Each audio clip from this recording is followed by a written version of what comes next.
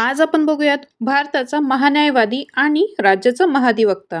तर यांची घटनात्मक तरतूद बघितली तर महान्यायवादी भाग 5 मध्ये चॅप्टर 1 मध्ये येतं आणि आर्टिकल 76 येतं. तर महाधिवक्ता भाग 6 मध्ये येऊन चॅप्टर 2 मध्ये आर्टिकल 165 मध्ये येतं.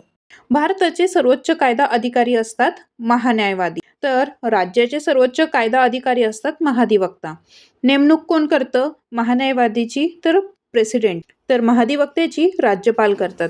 कार्यकाळ बघितला तर घटनेत दिलेला नाही दोघांचा, पण राष्ट्रपतींची मर्जी असेपर्यंत महान्यायवादी पद धारण करतात. तसेच महाधिवक्त्याविषयी बघितलं तर राज्यपालांची मर्जी असेपर्यंत ते पद धारण करतात. राजीनामा ही महाधिवक्ता राज्यपालाकडे देतात तर महान्यायवादी प्रेसिडेंटकडे देतात. पदावरून दूर करण्याची पद्धत घटनेत दिलेली नाही, पण राष्ट्रपती केव्हाही महान्यायवादीला पदावरून दूर करू शकतात. तसंच राज्यपाल महाधिवक्त्याला कधी पदावरून दूर करू शकतात. पात्रता बघितली तर महान्यायवादीची पात्रता सुप्रीम कोर्टाचे न्यायमूर्ती होण्यास पात्र असलेले व्यक्ती असतात. तर महाधिवक्त्यांची बघितली तर हायकोर्टाचा न्यायमूर्ती होण्यास जे पात्र असतात ती पात्रता असते.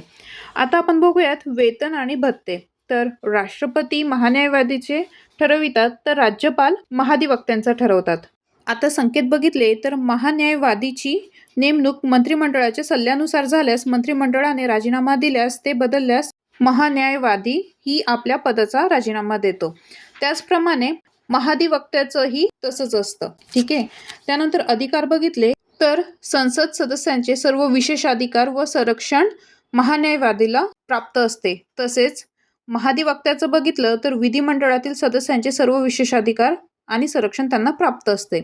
संसदेच्या दोन्ही सभागृहांत किंवा बैठकीत तसेच सदस्य असलेल्या सदस्यीय समितीत बोलवण्याचा व कामकाजाचा हक्क असतो महान्यायवादीला, पण मतदानाचा नसतो. त्याचप्रमाणे महाधिवक्त्याचं बघितलं तर महाधिवक्त्याला राज्य विधिमंडळात आणि विधिमंडळाच्या समितीत बोलण्याचा कामकाजाचा हक्क तर असतोच, पण मतदानाचा हक्क नसतो. भारताच्या राज्यक्षेत्रातील सर्व न्यायालयांत सुनावणीचा किंवा ऐकून घेतले जाण्याचा अधिकार महान्यायवादीला असतो.